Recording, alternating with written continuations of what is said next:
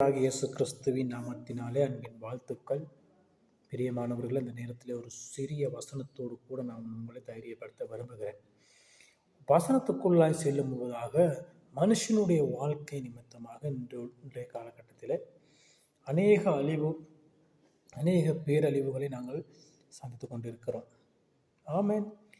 இந்த நாட்களில் பார்த்தோம்னு சொன்னாக்க இந்த 4 விரல் தேவன் என்று நினைத்துக் கொள்வோம். இந்த ஒரு விரல் மாத்திரம் மனிதன். மனுஷனை தேவன் பத்திரமாக அவருடைய பலத்த கருத்துக்குள்ளே வைத்திருந்தார். ஏதேன் தோட்டத்தை நான் நினைவு கூற விரும்புகிறேன். பத்திரமாக அவர் பாதுகாத்து வைத்திருந்தார்.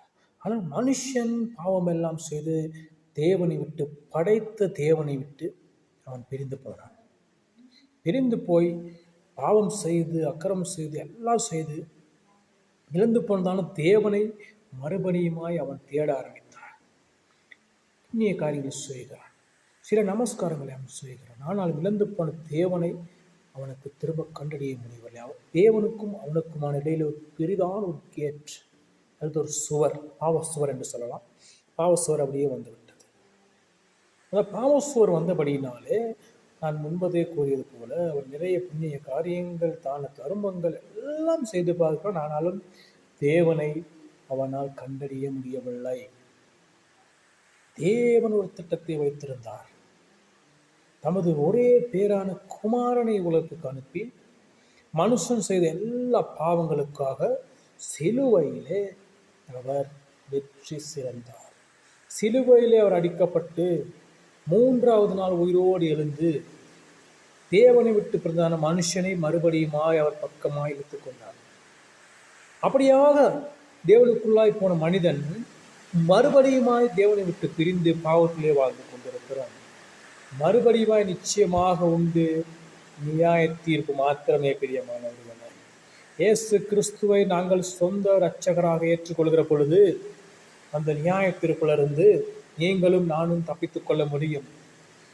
இது கடைசி காலகட்டத்தில் நீங்களும் நான் வாழ்ந்து கொண்டிருக்கிறோம்.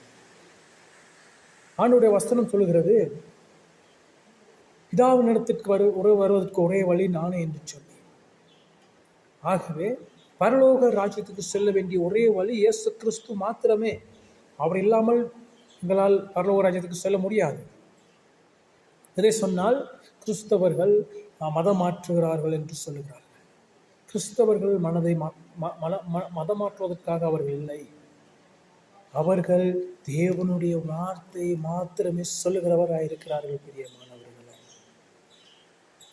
பரலோகம் செல்வதற்கு ஒரே வழி ஆண்டவராகிய இயேசு கிறிஸ்து மாத்திரமே என்று சொல்லி தெளிவாக இந்த பரிசுத்த வேதாகமத்திலே கூறப்பட்டிருக்கிறது.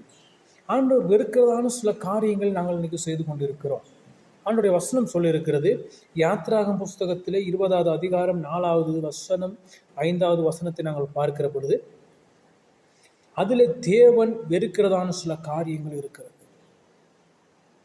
அப்படியாப்பட்ட காரியங்களிலிருந்து விலகி நாங்கள் மனம் திரும்புகிற பொழுது நிச்சயமாகவே ஆண்டவர் எங்களை நேசிக்கிறார், எங்களை ஆசீர்வதிக்கிறார். பிரியமானவர்களே, இன்றைய காலகட்டத்திலே அநேக கிறிஸ்தவர்களை இந்த உலகம் பகைக்கிறது.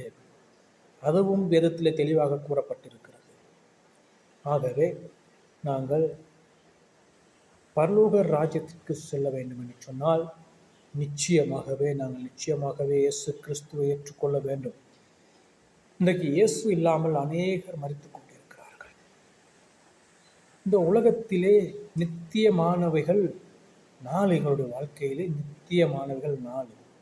பரலோக ராஜ்யம் நித்தியமானது, நரகம் அதுவும் நித்தியமானது, எங்களுடைய ஆவி ஆத்துமா அதுவும் நித்தியமானது. பிரியமானவர்களே, எங்களுடைய சரீரம் உலகத்திலே அழிந்து போய்விடலாம். நாங்கள் கட்டி வைத்திருக்கிற வீடு அழிந்து போய்விடலாம். நாங்கள் சேர்த்து வைத்திருக்கிற பணமோ சொத்தோ எல்லாம் அழிஞ்சு போயிடலாம்.